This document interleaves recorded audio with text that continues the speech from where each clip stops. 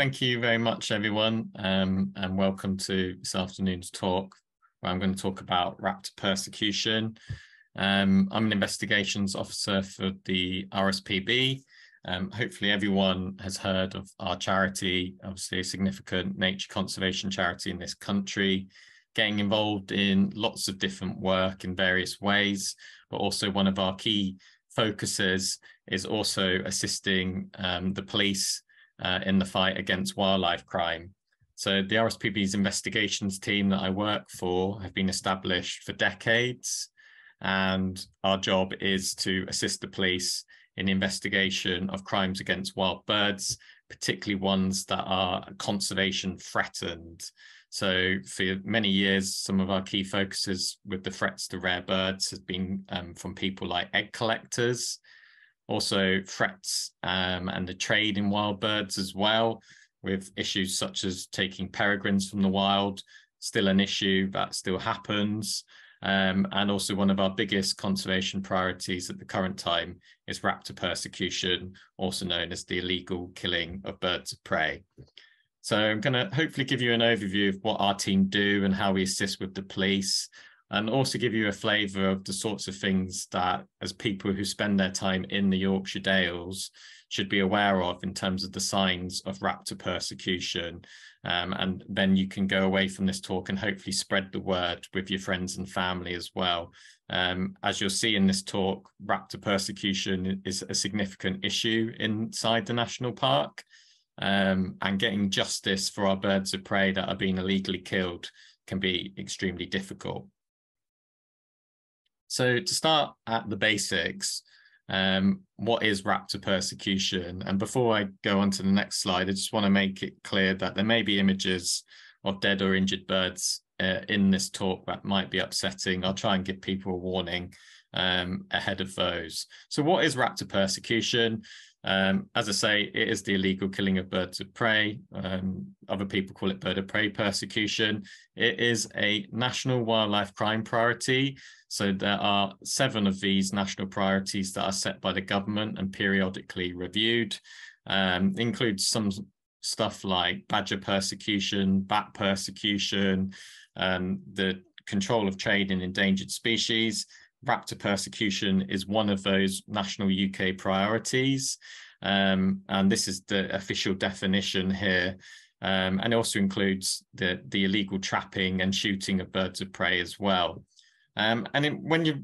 This sort of thing is analysed by the government of whether it should be a UK national wildlife crime priority, they would be looking at the conservation impact of this wildlife crime on specific species. So there are 5 key species that have been identified that are most affected by illegal killing. So that's golden eagle, goshawk, hen harrier, peregrine, and white-tailed eagle. And these are the 5 birds pictured here. You've got the white-tailed eagle on the top left-hand side, peregrine on the left bottom, middle top is a hen harrier, middle bottom is a goshawk, and on the far right is a golden eagle. And these are the species that have been most identified by their impact on the species from illegal crime. With golden eagle, for example, this is a bird that obviously people will see in Scotland and go and visit it, and it's big on ecotourism and pursuits like that. But there's actually no reason why we shouldn't have golden eagles breeding in the Yorkshire Dales National Park.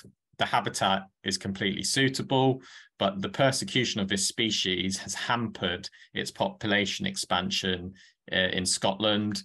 It has failed to expand through southern Scotland and the Scottish borders into northern England. But if we're talking about an impact of persecution, as I say, we should have golden eagles breeding in the Yorkshire Dales National Park. And a number of these species pictured here tell a story of persecution, not just nationally, but also within the Yorkshire Dales National Park.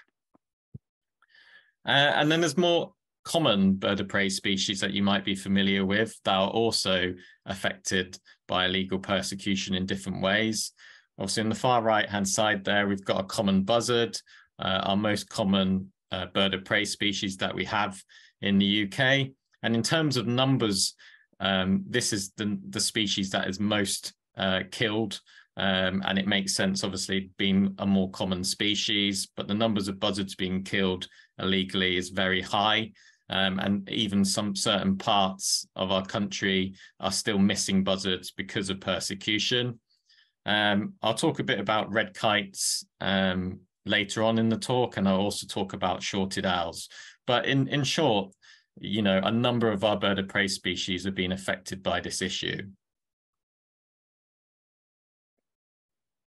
So when we talk about raptor persecution, for people who might be familiar with this subject, it can be quite emotive and can be quite divisive. So if we talk about the evidence base of what's going on, to kind of identify where the problems are and the kind of issues around this, and we look at 4 key areas. That's location of incidents, the profile of those convicted, intelligence information that's coming through, whether that's through to ourselves or the police or other agencies, and then scientific evidence with the studies of various bird of prey species. And this is our evidence base around this issue.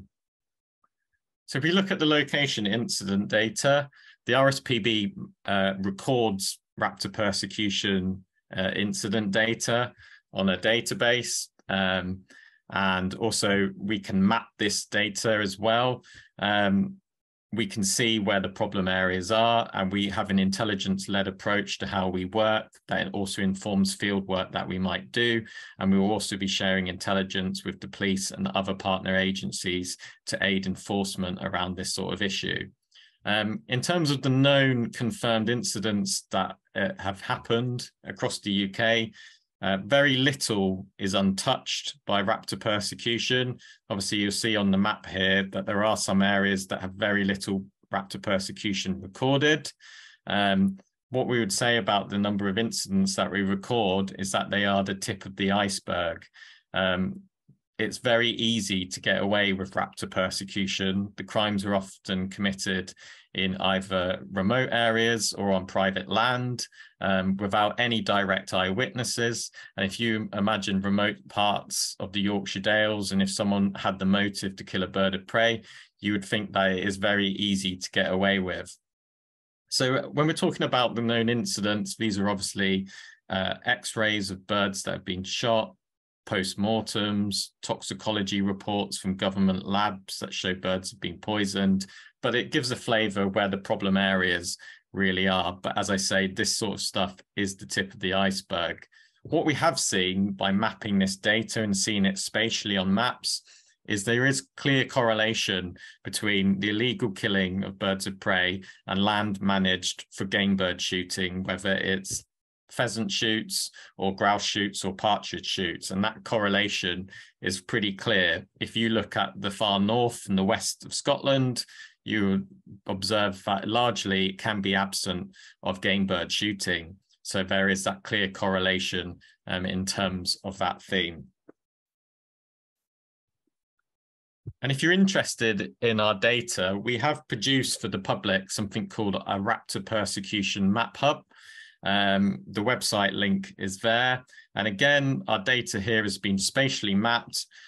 We've got the UK divided into 10-kilometre grid squares, and you can click on specific squares and see the amount of incidents that have occurred in an individual 10-kilometre square, and also the type of incidents. The data has been heavily sanitized down to ensure that nothing sensitive is released. But what we did by this exercise was try and highlight to the public where persecution is and raise awareness around this, so people can see where the problem areas are. As you can see from the previous map and this one, the black spots, the darker spots, are the ones where there's real serious issues with the illegal killing of birds of prey and the most confirmed incidents. And obviously red spots are bad as well, and they progressively go down depending on the colour.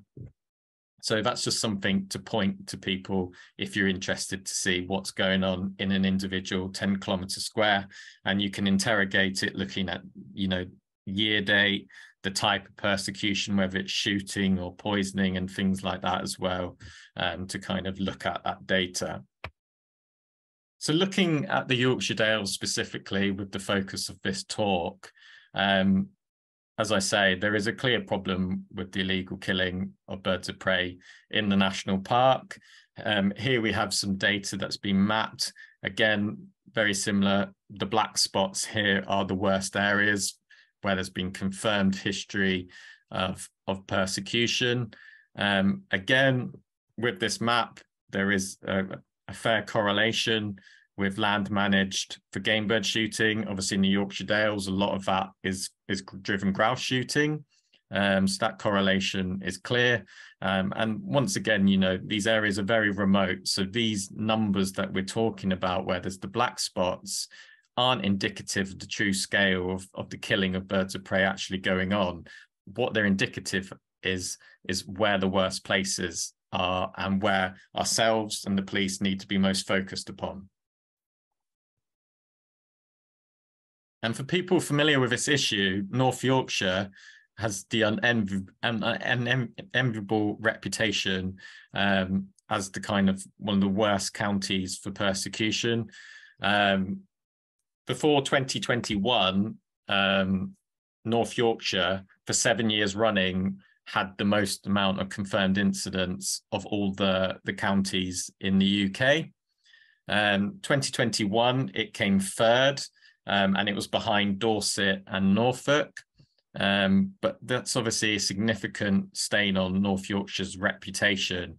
Obviously, this includes the North York Moors National Park and the Nidderdale Area of Outstanding Natural Beauty as well, along with the Yorkshire Dales National Park.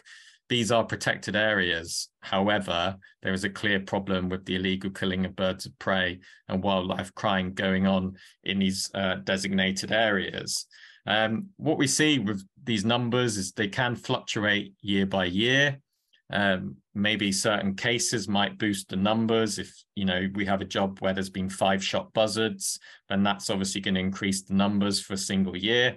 But what is consistent from this whole thing is that North Yorkshire has a real serious problem.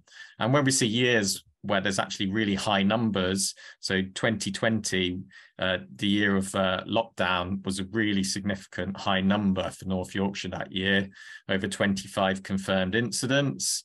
Lockdown brought its unique issues where people, you know, were locked down, but the people out there who were killing birds of prey were still active. So there was actually a really high number of confirmed incidents that year. And also that was backed up by really strong enforcement that year by North Yorkshire Police. So we do get high numbers when police are also enforcing a lot and doing investigations, doing searches on estates, finding high numbers of illegally killed birds of prey. And that does increase the numbers as well. So where you get high numbers, it can sometimes indicate that the police are doing a really good job. And obviously we've seen a bit of a drop off since 2020. So just to talk about game bird shooting and bird of prey persecution, this is clearly something that's been evidenced in that there's a real problem with it. But for people who aren't familiar with the issue, it might be completely new to you. So in terms of game bird shoot management in the uplands, in the Yorkshire Dales in particular, in places like that, we have grouse shooting and driven grouse shooting. Then in the lowlands, you might have partridge, and also pheasant as well, where you have pheasant shoot estates. Obviously, grouse is a wild bird and pheasants is a non-native that's released for the shooting season. And there's been a long evidenced issue with game bird shoot management and the illegal killing of birds of prey. And this is borne out by the profile of those convicted. So this is just a pie chart of the occupations of those convicted of raptor persecution offences since 1990 to 2020. And as you can see, that link with game bird shooting is significant. And along with that, there is problem areas sometimes with pigeon fanciers, also falconry with the theft of birds of prey from the wild, egg collectors as well. And other forms as well. So with game bird shooting, it's something that the RSPB is concerned about, that there is a hierarchy on shooting estates.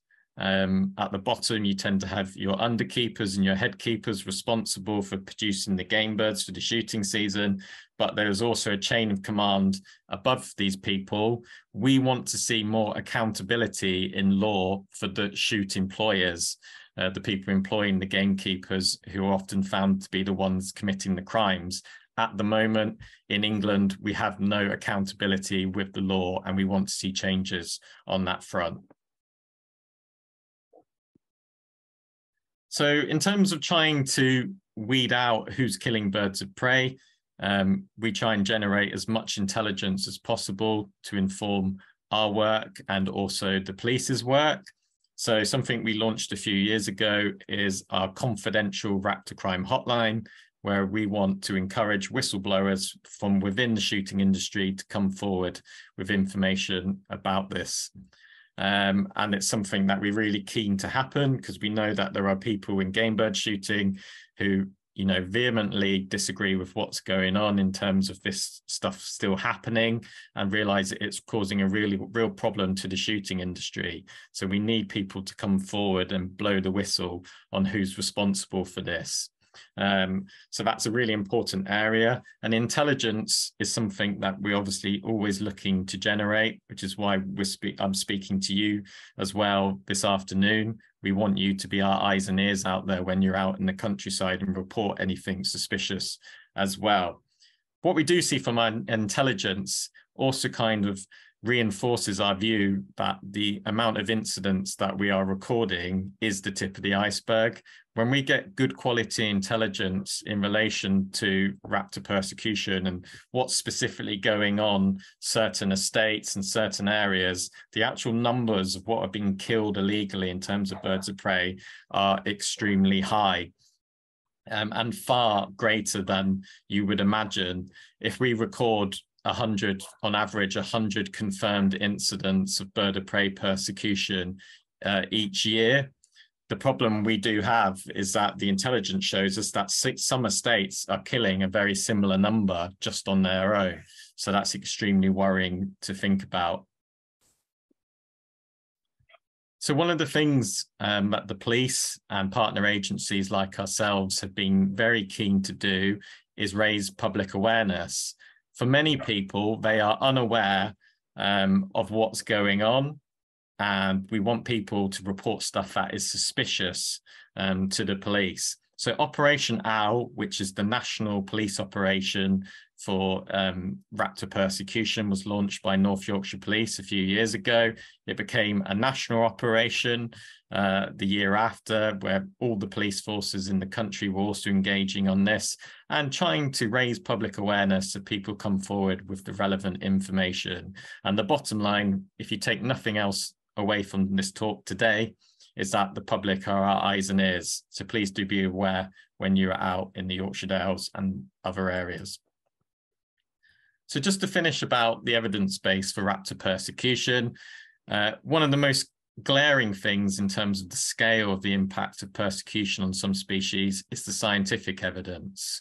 There's scientific papers, there's satellite tagging projects where birds of prey are fitted with tracking devices, and there are also long-term studies by the UK's Raptor study groups as well into the kind of population studies of birds of prey. So the scientific evidence is really clear on some species, and it really shows the scale of what's going on. If we look at golden eagles or hen harriers or white-tailed eagles, there's lots of scientific research out there that shows that persecution is really hampering these species. In the Yorkshire Dales that are really impacted by persecution, the peregrine falcon is one, and it's one that really frustrates me really in its absence in parts of the Yorkshire Dales.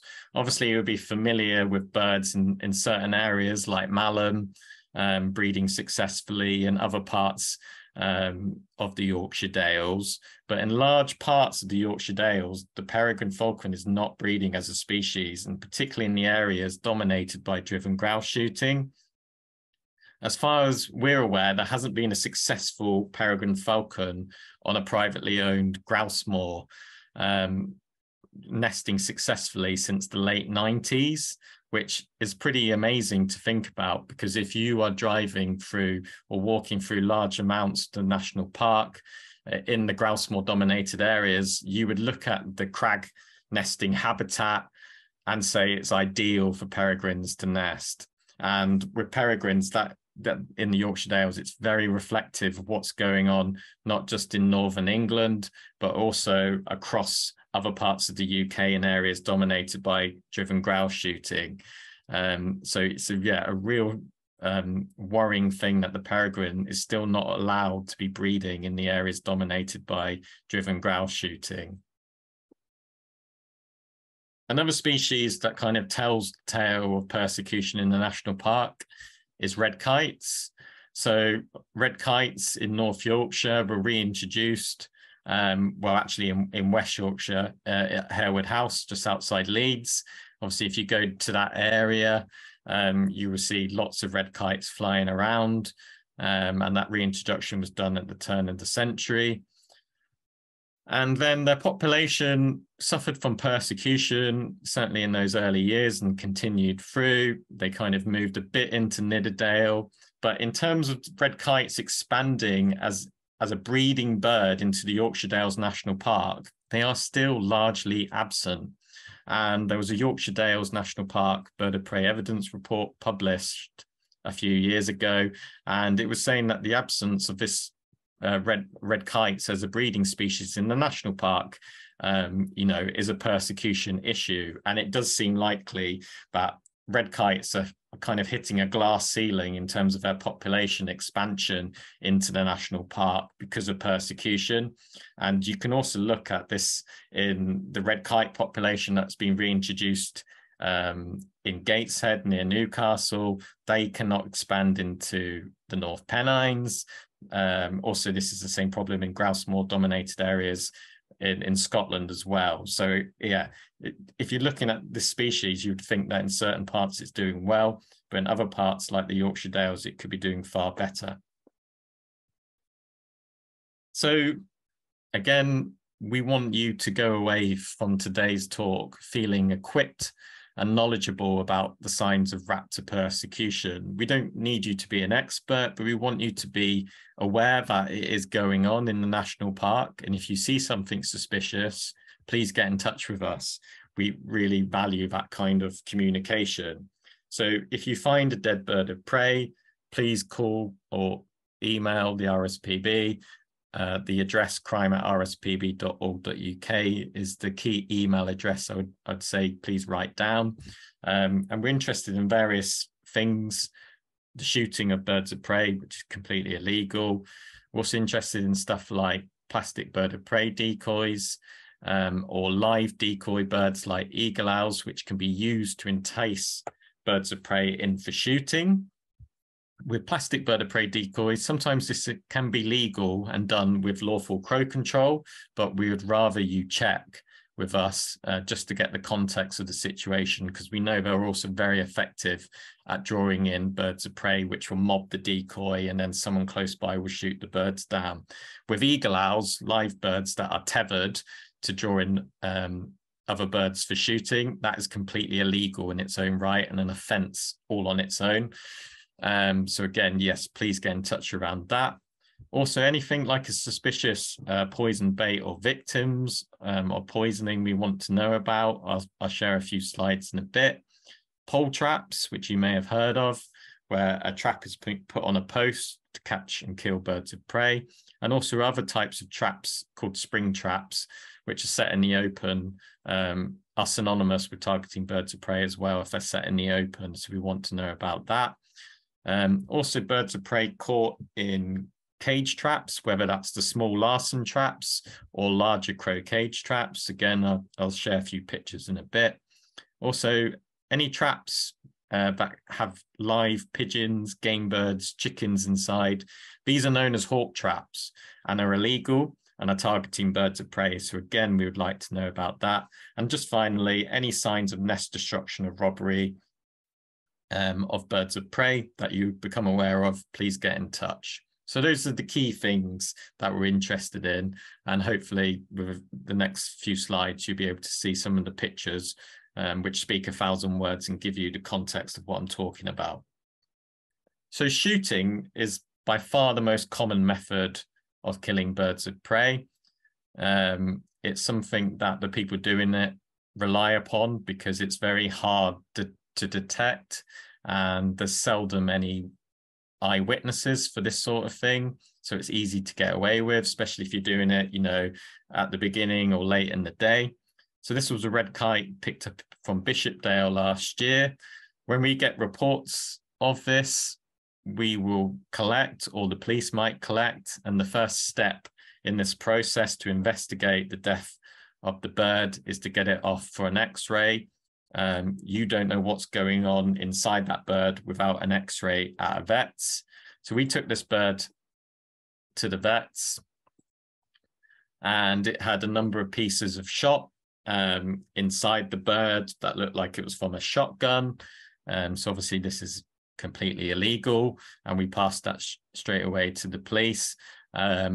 This bird also went off for a post-mortem because sometimes birds can carry shot and live on. So we want to know from a post-mortem, was that the cause of death? What's the likelihood that that bird's flown anywhere from where it's been shot? And answer those sorts of questions, which are really important evidentially, and why our data set's really robust, that we'll go through all these balance and checks to try and get to the absolute bottom best practice of what has happened to this bird. So this is just an example here of a bird being taken to a vet's, and you don't know until you take it to a vet's and get it x-rayed what you're dealing with. And as I say, shooting is the most common type of persecution. And with this bird, unfortunately, no eyewitnesses. And, although it's a crime, no one can be proven of who actually shot this bird in this instance. And you'll see from a theme of this talk, unfortunately, is there's rarely justice for our birds of prey that are illegally killed, unfortunately. So to talk a bit about poisoning now. So again, this is one of the most callous methods, I would say, of killing wildlife and birds of prey. People putting out poison baits that have got pesticide put onto them. In this picture, you've got a rabbit bait that's had a pesticide applied to it and kind of split open and made attractive to predators. Sometimes baits can be targeting stuff like foxes. Any poison bait is illegal, but often they're targeting birds of prey. And here, this picture, the buzzard that's keeled over has nibbled on the rabbit, and the stuff that is being put onto the poison bait is so toxic that the buzzard won't even get, a meter away because it's so toxic, it would just keel over. So this sort of stuff is incredibly dangerous, that people are still putting out poison baits in our open countryside, and this still goes on. It's not only a threat to our wildlife, but it's a threat to, animals like dogs, livestock. And the big scary thing is also the threat to people. So this was taken not in North Yorkshire, but elsewhere. And it's one of the pictures that we always use to remind people of the danger of poison baits. A mum with her 4-year-old child out for a walk on a right of way. She comes across this pheasant carcass, sends a picture through to the RSPB, and it was later tested, this pheasant carcass, and it was found to be a poison bait. Now, it doesn't really bear thinking about what could have happened if this child had picked up this carcass and, got the pesticides on their hands. We all know what kids, of that age like to do. They like to put their hands in their mouth. So this stuff is incredibly dangerous, and yet people are still doing it. And it's very, very worrying. So yeah, with poison baits, this is kind of a classic scenario. So see anything suspicious like a split open rabbit or split open pheasant or grouse, do get in touch. So this is just a case study of poisoning that was going on in the Yorkshire Dales National Park. This was on a location called East Arkingarthdale Estate in 2014. Now, often with poisoning cases, what happens is we will find poison baits or poison victims, like, you know, a poisoned buzzard. And that is kind of our route into an investigation of what the police might find. In this instance, it was very unusual in that we went to a plantation on this estate, just having a look around. And inside this plantation, there was a blue bucket, and covered up on the bucket was a rock. And we started looking at this bucket, and it looked like it had been buried in the ground, which was extremely suspicious. So we started looking inside this bucket, and what we realized is there was a bottle or big tub with tape around it inside the bucket, and a number of other pots. Very suspicious. We believed this to be what you call a poison cache, where someone is storing their poisons illegally out on the moor and then accessing this poison when they need to then take out onto the moor and apply to poison baits to kill birds of prey and other wildlife. So this is completely illegal. Rules around pesticides are very strict. If you have lawful pesticides, then obviously you have to store them in correct ways, and this clearly wasn't being done. And inside this bucket, there was a number also of banned substances, completely illegal in any context, and hugely dangerous substances inside this bucket. So someone was clearly hiding it away, thinking no one would ever find it. So we put a camera on this poison cache and did a surveillance operation, which is what we do sometimes.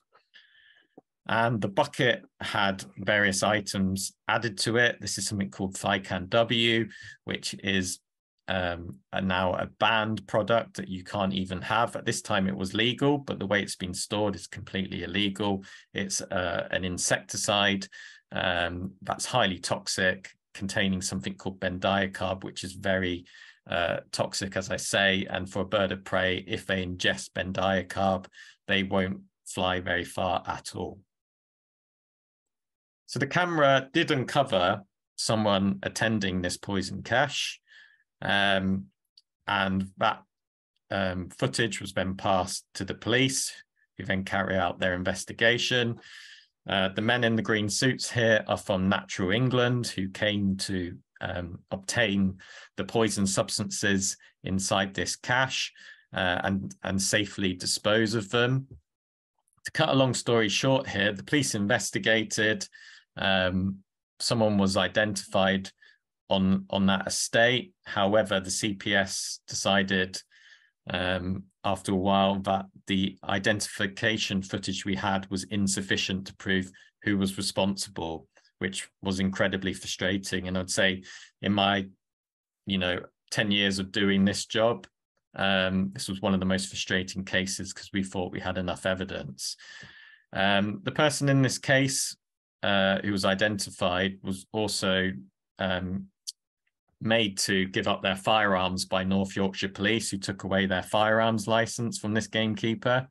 They appealed this decision, and rather remarkably, in the firearms appeal hearing, this person actually owned up to being responsible for this poison cache. By that point, it was too late, it seemed. And they were also given back their firearms, which again was something that was extremely disappointing to us. So as I say, getting justice for these sorts of things is extremely difficult, even when you uncover this sort of evidence. So moving on to trapping, and just to give you a flavour of what I was talking about with hawk traps. So this is a hawk trap, a cage trap. This was from the North York moors. A pigeon inside being kept alive with grain. This is for a bird like a goshawk or a sparrowhawk who would gladly go into this trap. And this case resulted in a prosecution involving 4 gamekeepers, clearly running these traps to try and catch birds of prey. If you came across something like this, report it immediately. It's completely illegal. And here's another example of a larger trap, which is called a crow cage trap. And these can be used legally, and you may have come across them being used legally for crow control and other corvid control. But in some cases that we've had, this one from the Peak District, pigeon inside this trap, again, it's been adapted and turned into a hawk trap. And the actual act of putting a pigeon inside this trap is completely illegal. And again, in this case, a gamekeeper was prosecuted for running this trap. The other thing that we're interested in is buzzards that are caught inside these traps. Obviously, sometimes this can happen accidentally in a legal trap that's being operated. Buzzards will go into these traps by accident. But in some cases, buzzards are caught, and they're being caught deliberately so that the trap operator can actually go inside the trap and kill the buzzards. This was from a case in Cumbria a few years ago. And the person actually using the trap was abusing the system, running what on the face of it looked like a lawful legal trap, but actually was using it to catch buzzards. Around the trap, a number of dead buzzards were found. And this person, this gamekeeper, was successfully convicted by Cumbria police. And it just showed from this trap, which was being operated in February time, that if you put a few rabbits inside this trap, it was very effective at catching birds of prey at that time of year that might have been desperate for food. So again, if you find buzzards or other birds of prey in some of these traps, don't touch the trap, don't interfere with it, just get in touch with ourselves as soon as possible. So talking again, another case study in terms of legal trapping, we had a job in the Yorkshire Dales in 2016, where we had a report of a female hen harrier flying around on a grouse moor called Mossdale Estate, which is near Hawes. The person who noticed the hen harrier also discovered that there were 3 set pole traps on a hillside not far away. Now, pole traps have been illegal since 1904. The trap on top of the post here is called a spring trap. Again, these can be legally used in certain contexts if they're set undercover and targeting certain mammal species. But if they're set in the open like this, they are completely illegal. And when they're put on top of a post or elevated position, they get that name, the pole trap. As I say, illegal since 1904, and yet we still come across them and they're still being used. And they're really barbaric in the fact that birds of prey might want to land on top of the post, and then they get caught by the jaws of the trap and then die a horrible death from their injuries usually. And, it's a really horrible way of a bird of prey being targeted. So these 3 pole traps were reported to us. We went and investigated. This is the horrible effect of what a pole trap can do. This is not from the traps that I've just mentioned, but this is the damage that they can do to this poor owl. But going back to the job in the Yorkshire Dales, our surveillance footage recorded a gamekeeper on the Mossdale Estate resetting a trap and putting it back on the post, which showed that they were committing the offence. They were identified. North Yorkshire police then investigated, seized the evidence. Unfortunately, in this case, a decision was made by North Yorkshire police by mistake, where the person identified who had admitted to the offences was cautioned. Now, a caution for this sort of offence shouldn't happen. The police have guidelines for issuing cautions. And for this type of offence, with the aggravating factors that existed, that should have never happened. Unfortunately, what happened is the police used the wrong cautioning guidelines in this case. And it was a massive learning point for everyone. And a great disappointment for us when we found out that they had cautioned this individual. So frustrations, definitely, in investigating this type of thing. So talking about shooting and the methods used, one of the things that we've received a lot of intelligence about over the last 10 years or plus is the use of live eagle owls that are tethered to a post and then used to draw in birds of prey for shooting. And this has been something that's been popular on certain grouse shooting estates in particular, where they want to kill birds of prey illegally. And they'll keep an eagle owl, take it out on the moor and tether it to a post. And then what their hope is the person will be sat close by in camouflage, close to the owl, with their gun, waiting to shoot buzzards or other birds of prey that might be territorial or hormonal and want to mob the live eagle owl because they see it as such a territorial threat. And then they'll come in close and then they'll get shot down, something that's very effective in terms of drawing in birds of prey. So we had intelligence about this for a grouse moor estate in the Yorkshire Dales a few years ago, and we caught a gamekeeper on an estate using an eagle owl on a post. As I said earlier, using a live eagle owl or other live bird to draw in other birds for shooting is completely illegal. So this situation here where we've got an eagle owl on a post, this is great distance. We saw this person from 5 kilometers away. The suspect is circled there, tucked in to a peat hag. These people doing this just think that no one's ever watching and they'll never get caught. Obviously, once we got the intelligence that this person was operating, we put in a huge amount of effort trying to catch this person. And obviously this was the situation that we had with the live eagle owl on a post and the person sat there. What happened in a very short space of time is that the eagle owl was effective at drawing in some birds, and it drew in 2 buzzards, and they were both shot down and stashed away by the suspect. And it just showed to us how effective this method was.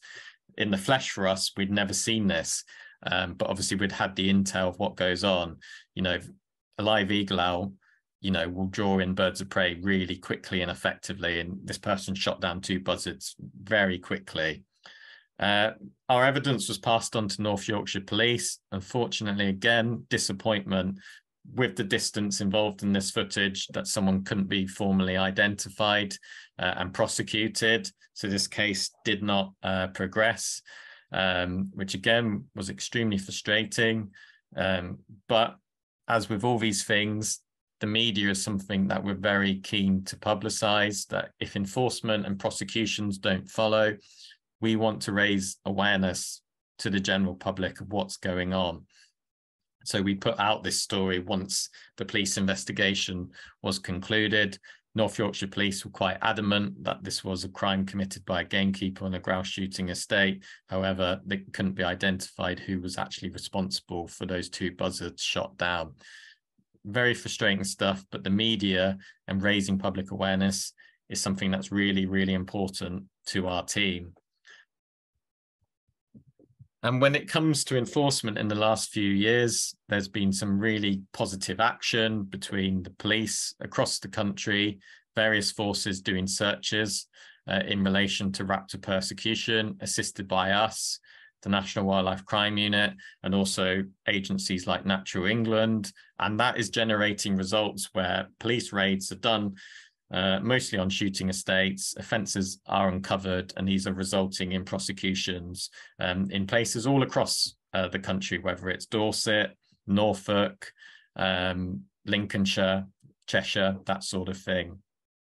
So enforcement has definitely improved in the last few years, and I hope that some of the cases that I've talked about before, which are a bit more historical in the national park, will be things where, you know, there will be changes in the future when it comes to enforcement. And here we have a job in Wiltshire which showed the levels of effort that different organisations put into the investigation of Raptor Persecution. This was on a shooting estate, a pheasant shoot in Wiltshire. A gamekeeper was prosecuted last year, was operational there, and kept turning up to this well where we had a camera focused on it, and they were chucking birds of prey down into this well. These birds, you know, were suspected to have been illegally killed. But on the search here, we had not just the police, ourselves, National Wildlife Crime Unit, Natural England, but we also had the fire service, because we had people needing to go down into this very tiny well with breathing apparatus and all that sort of thing. So partner agencies, when they work together like this, can be really effective. And obviously this gamekeeper was convicted in the end. And as I say, whether we get prosecutions in court or whether we don't, we still want to maximize the media message around this sort of thing and raise public awareness. There's a huge public interest in these types of cases. And when we get prosecutions, the sentences are often ineffective. They might be fines, sometimes they might be suspended jail sentences, but what we need to get is custodial sentences. And that, we hope, would change people's behavior in the future. But with this sort of thing, publicizing it is really important. And it also shows that there's just a huge amount of public interest in wildlife crime. National publications would be very interested in these cases, and raising that awareness and spreading the word is really important. Which is what Operation Owl is all about. And obviously its origins were in North Yorkshire, and we hope Operation Owl in the future will return and raise more awareness across the country about this issue. As I said earlier, people like yourselves are our eyes and ears. So the more people we engage on this issue, the more likely incidents are going to be detected and reported. So just to finish with my final case study before we have a few questions, and this is an investigation in the Yorkshire Dales National Park that took place in 2017, involving shorted owls. So we had intelligence on a grouse shooting estate called Whernside, which is, for people know, is right next to the famous Whernside that you might have walked up. And there was a person operational there who was targeting birds of prey. And we went there and we saw the gamekeeper on the estate behaving very suspiciously. They had, on the far right here, this object here is a plastic owl that was put on top of a post. And then by the gamekeeper's right hand, it's a flat device, but we thought when we first saw it was a trap, like a pole trap. But actually it was a sound playing device which plays bird of prey calls or crow calls to try and draw in other birds in for shooting. And in this instance, this person, we believe, was targeting birds of prey. There was buzzards circling overhead, very interested in this person's setup where they were sat with a gun. This was the gamekeeper leaving with their gun and their face covered. It was extremely suspicious behavior. So we went back in the following days to keep tabs on this individual. This is the owl close up, just to give you context of that, of what was on the post. You might have seen these in the garden centre. And as I say, some people do use these lawfully to draw in crows for shooting. However, we also know people are using this to draw in birds of prey for shooting, and it's a problem. So we did our investigation, and in a matter of days, we were watching this individual, and then my colleague was watching through a telescope, and a shorted owl, the slide we saw a few slides ago, was flushed off the moor and shot down and buried into the moor. A short space of time after that, we'd called the police, but then this individual then shot a second shorted owl very close by and was burying them on the moor. So we had this setup and this scenario here where I was with two other colleagues, my colleague who had witnessed it through the telescope, myself, and my other colleague. So we had a plan. The police had been contacted. I was going to go and meet the police. My colleague who'd witnessed it through the telescope was going to stay put and monitor where the suspect went. And my final colleague went to get closer to try and identify the person responsible. So this was all the setup that was in place. You can watch this on YouTube, actually, if you search shorted owl shooting Whernside and get the full blow-by-blow account, but it is 10 minutes long, so I was a bit time pushed today, but if you want to see it on YouTube. So we had this scenario. I went to meet the police. My colleague was hiding and getting close ID footage of the suspect. And it all came to quite a dramatic conclusion in that the suspect was arrested on the moor. This was not before the suspect who'd come back to their vehicle. This is a gamekeeper called Tim Cowan who was convicted of shooting the owls. He came back to his vehicle and then he accidentally bumped into my colleague who was behind a dry stone wall. And he'd also seen the police vehicles down the valley. So what he decided to do is he decided to leg it. And he was running across the moor. My colleague was after the person, trying to tell Mr. Cowan to stop. The police then raced up and intercepted Cowan in the end and arrested him at the scene. And he had left his vehicle unlocked when he decided to leg it with a loaded firearm. There's also a plastic falcon decoy here. Also, you can see by the falcon decoys something, this is what we were talking about earlier, the sound playing device, which plays raptor calls and crow calls sometimes to draw in birds of prey. And obviously this person was in a lot of trouble. It's very rare, as you can imagine, to intercept and arrest someone doing this sort of offence in the middle of the Yorkshire Dales. Whernside is not exactly accessible. So there's a huge credit to North Yorkshire Police on that day for getting out with blue lights and arresting this individual. The 2 owls were recovered. Unsurprisingly, when they were x-rayed, they contained shot, and the post-mortems were very conclusive. A number of other items like the suspect's clothing were seized and forensics were done, and the evidence was absolutely watertight, and it was one of the best investigations I've ever been part of, and a tremendous credit to the OIC from North Yorkshire Police at that time, who now leads the National Wildlife Crime Unit, which says, you know, how far they've gone. But as with all these things, after all the effort that was put in by everyone involved, the sentence is so underwhelming. So the fine that was issued was £400 for killing each of these owls. And then there was various other costs totaling £1,200. You can be the judge of whether that's justice for these owls of what happened. As I said earlier, we want to see custodial sentences introduced for the worst type of these cases. And these people made examples for other people. We've yet to get there in England. We've had no one convicted for this sort of crime go to jail. So that's something that needs to improve in the future.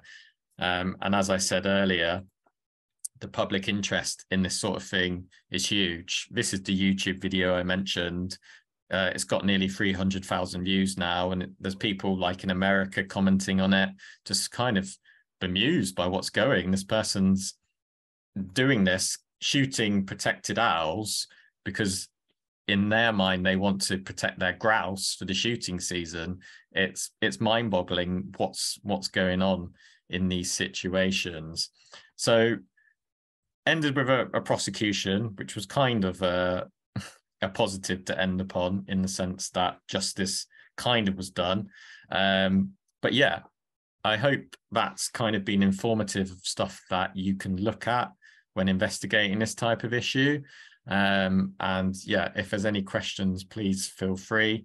And I've just kind of put on this final slide a few tips really in terms of what to do if you wish to report an incident and the kind of stuff to record. The main thing being, do not put yourself in any danger and don't touch anything.